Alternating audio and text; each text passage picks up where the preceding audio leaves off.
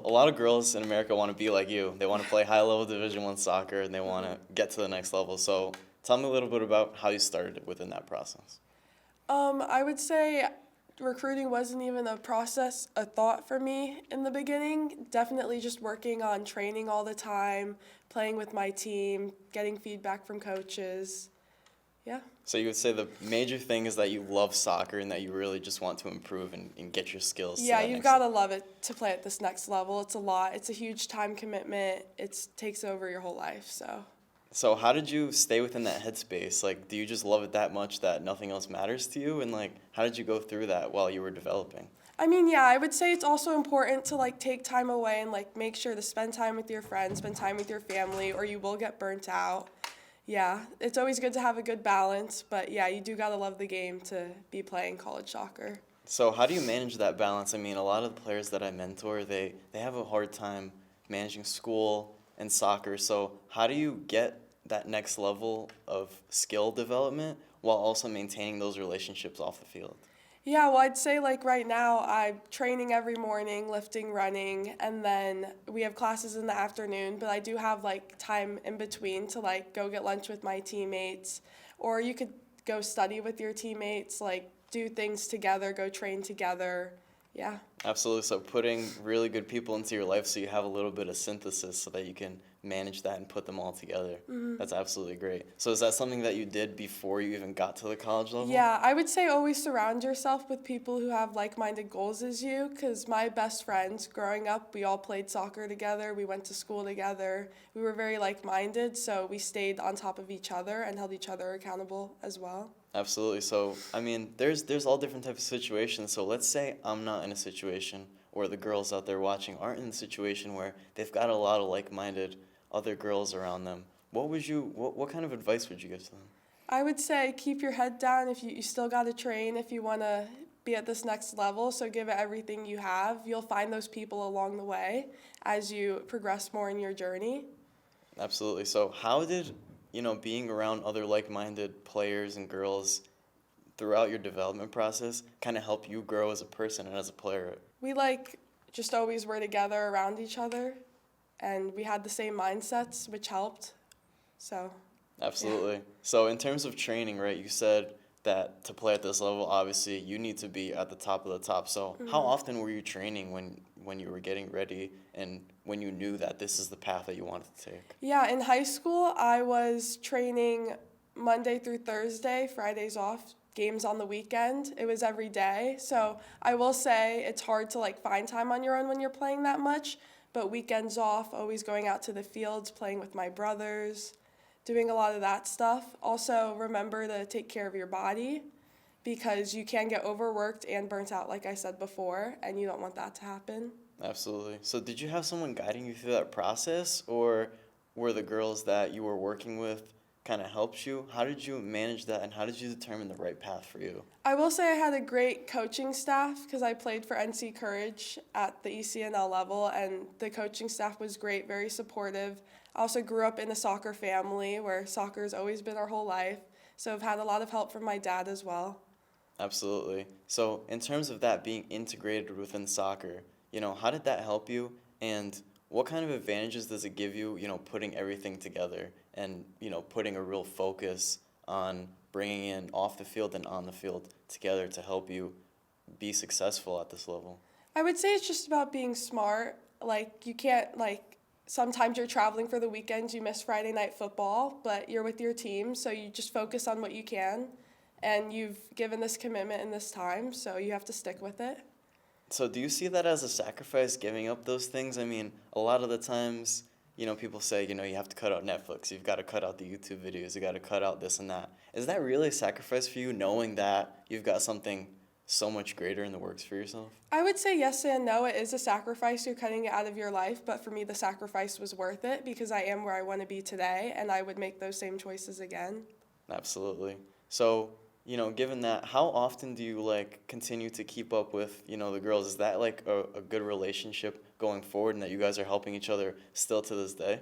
Yeah, I would say I wouldn't be able to do it now without reaching out to them and talking to my teammates now because we're all in the same boat now playing college soccer. and it's hard. It's a grind. You're up early, long hours, long days. So just having people who are going through it with you by your side helps a lot. Absolutely. So let's get a little bit into the recruiting process. We know that you've got to be a really good player. Now, we got to highlight that to the college coaches and to the colleges that we want to play at. So, how did you first start? Like, how did you determine what colleges you wanted to play at? I would say I started thinking about it freshman year of high school. You can't be recruited till junior year, but definitely think about where you want to go.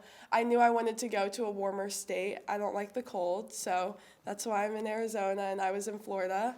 But yeah, just getting an idea of how you play, how you're going to fit into a team style of play. Also looking at, years from now, will they have, like, I'm a defender, will they have defenders graduating? Will they need me at that time? Stuff like that. Yeah. Absolutely. So, how did you go through that? Did you go and look on their website? Did you talk to other coaches that you knew? Did your club coach help you? How did you go through that process? Because, like I said, you're managing training, you're managing stuff off the field. How did you manage all of that that's involved within the college recruiting process? Just a lot of watching the game, I would say. That's how you learn that. Going to games in your area. I grew up in Raleigh. I was going to the NC State women's soccer games when they had them at home. Yeah, it's got to be your whole life. I would say it's very important because you have to fit into a program and for them to want you, you have to fit into how they play. You could be the best forward and you're not going to play at that school if you're just an athletic player getting in behind, but they want to keep the ball. It's just not going to work out. So I'd say a lot of just finding your place in schools and where you're being recruited. Absolutely. So a big thing that goes into college recruiting is the email part of it, getting in touch with these college coaches. Is email a big way that you were able to get in touch with college coaches? Yeah, I was sending out lots of emails. I created a list of schools that I could be potentially interested in playing at. Some were reach schools, some were like where I should be, and then a few safe schools as well. It's good to diversify that to make sure that you're getting your name out there to lots of schools, but you're also being realistic with your level of play. So, yeah. Absolutely. So what were some other ways that you were able to get in touch with college coaches? ID camps, playing with them in front of showcases, just a lot of that. They're always at all the ECNL events, all the other events that they have going on, showcases, tournaments. They're there, they're watching. Absolutely. So let's talk about showcases for a little bit. Obviously, a lot of the players that are going to play high-level Division I soccer and beyond are going to these showcases and playing for higher-level teams. So what's going to make me stand out at a showcase for a college coach to want to come and watch me play? I would say just how you hold yourself, making sure you have positive body language, how you interact with your teammates, with your coaches, showing respect, how you interact with your parents is a big one as well too, because they're always watching. They don't want to see you arguing with your parents after a game. So Absolutely. yeah. So what kind of preparation went into that? Did you know, for example, if you wanted to go to a specific school, did you know that they were going to be at that showcase? I would say the biggest events most schools are going to be at, but no, I didn't know. After a game ends, our managers would always get a list of the schools that were at our events, and then we'd follow up with them after that. So how important is that follow-up? Do you think that that's super important? Or I think it is. Just going out of your way to say thank you for coming to your game, taking the time to do that is very important. It also keeps you on their radar after the game, following up, just getting your name in their heads. Definitely. So would you send them highlights, for example, from that tournament as a follow-up? How important is making sure that they can continue to see you play? Yeah, so my initial emails, I would just send clips from my regular season games, and then when I know I'm going to a showcase, let them know where I'll be, what field my games will be on, lots of that stuff, what time the game will be at. And then after, I would put together clips and send out highlights from the showcase so that they're seeing new film and staying updated with it if they were not able to attend. So how often would you hear back from college coaches? Are they replying to you right away? How long is it taking? Or are they even responding at all? I would say it's 50-50. I mean, they're getting lots of emails from lots of girls. Everybody's doing it. Most of my first emails never got a response. It's the second and third round, staying consistent. They see your name multiple times. They're going to open it. Okay, so it's making sure, I want to just reiterate, like, it's just making sure that you're staying on it. If this is a school that you really want to play at, just continuing to follow up, continuing to put your name out Yeah. there. So, how are you mixing up your messages with the third, fourth, fifth emails? Like, what are you continuing to do that's working, that works, and, what's something that you shouldn't do because, it's kind of like a red flag? Lots of updating, like, oh, my season's been doing well. I've scored this many goals. Lots of that stuff. I would say also, if they're in season or had a game, you could say, hey, I watched that game. Like, I know this, and this, so that they know that you're interested in their program and actually care. Yeah. So a big part of the recruiting is obviously the mental side of it. You're Yeah. not going to hear back from college coaches, or they're not going to be interested in you, or Yeah. you find out that they're not looking for your position. How do you stay strong mentally within that, and like what are some things that helped you along with your recruiting process on the mental side of it? I will say just to trust the process. I played on a very good club team, played with national team girls. They're getting emails from like 50 different colleges. They're being recruited right away. And you just have to trust your process and your time, and things will work out eventually if you're doing everything you can. Yeah, so you talked about obviously you're playing with high level players because you want to play at the higher level, so it's just natural that you're going to want to do that. How important is it for you not to compare yourself to them? So important. Every player is different. Every school needs somebody else. It's just how life is. You're not going to be getting the same opportunities as other girls, and you just have to do what you can with what you have and make the most of it. Definitely. So you said you're a defender.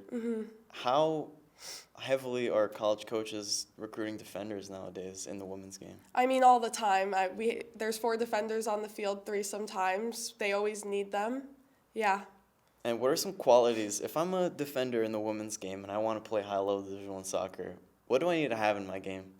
A lot of communicating loud. College coaches love to see that on the side of the field. You keep the ball out of the back. You're getting into the right spots. You're working well with your other teammates. You're sending good balls in to the back line. You're good in the air. And how do I work on that? If I want to have all those qualities in my game, what are the best ways to work on that? Working on it in training, setting goals for training. I want to have 5 headers out of the back today at training, stuff like that. Training on your own, working on the small things. Just having specific and measurable goals Yes, that you can yeah. track every single practice. Yeah. So were those things that you kind of came up on your own based on maybe a match day that you didn't do so well or that you wanted to improve? How did you come up with those trackable metrics? I would say, as I said, I had great club coaches. Like, we talked about that, things we need to work on. And it's easy to say, oh, yeah, I want to get better at heading, but how are you going to do it? So. Absolutely. Yeah. So how are some ways that your coaches kind of help guide you through it? I mean, they gave you some trackable things, and then how were they able to keep you accountable during those training sessions? Follow up. We would follow up after. At my previous college school, I would check in with my coach, and she would say, oh, did you reach your goal today at training? Because obviously they're not counting that for you. They have other things to worry about. But just holding yourself accountable. Absolutely. So how has that developed throughout your career, and when did you figure out that being accountable for your own development was going to be really key? I would say accountability has always been ingrained in me since I was young. Just making sure that you're doing everything that you can control, because that's all you can do, and keeping yourself doing what you need to do to get to where you want to go. What's the best part about playing Division I soccer? What's your favorite part about all doing this? Definitely my teammates, and just the connections you make along the way and the people you surround yourself with is great. I mean, game days are obviously always so fun, so. Break that down to me, a game day. Take me from the time you wake up to the time that you're on the field. What's that process like? Yeah, if a game's at 7 p.m., we're meeting with the team at 9 a.m. to get our bodies moving together, and then we'll have free time to go and rest throughout the day. I would say around 3 or 4 we come back for team meal, and we do film session then as well. And then it's just locked in on the game, getting ready in the locker room an hour and 30 minutes before kickoff time to just get in the vibe with the team and zone in. And then we're heading out for warm-ups, which is fun. Break down the atmosphere. Yeah, music's always bumping, especially here it's loud. Yeah. Just watching people start to fill up the stands and coming in is always great to see. Mm-hmm. And so, when you're getting out to get ready for a game, there's obviously different parts of it. Let's talk about the mental side first, like how you're preparing mentally for a game. It's a big match, maybe it's a conference game. What are some things that you're doing leading up to it personally that help you get ready for a big game like that? Yeah, for me, I would say turning my phone off, getting away from the world. That's a big one. You don't want distractions, you don't need them. You don't want to be fighting with anybody before games. You want to be happy in a positive mindset. Eating right, getting sleep the night before the game, even 2 days before. Just making sure your body's as ready as it can be to go. Definitely. And on the field, getting ready physically for everything that's going to happen. It's not just in the warm-up. How much of is important preparation before a game, and how much before a game should you be preparing It's physically? so important. Eating, sleeping, getting hydration into your body, that's 2-3 days out before the game. Day before, like staying out of the sun, you're not going to chill at the pool, just doing everything you can so that when that whistle blows, you're ready to go. Absolutely. And how's the experience been for you so far? We talk so much about the sacrifices that it takes to get here, the training, the mentality, probably injuries and things like that. Yeah. Does it all pay off? Yeah, I would say it does. It's definitely a big step from playing club soccer going into college. You've got to love the game. But as long as you're still loving it, it's definitely worth it 100%.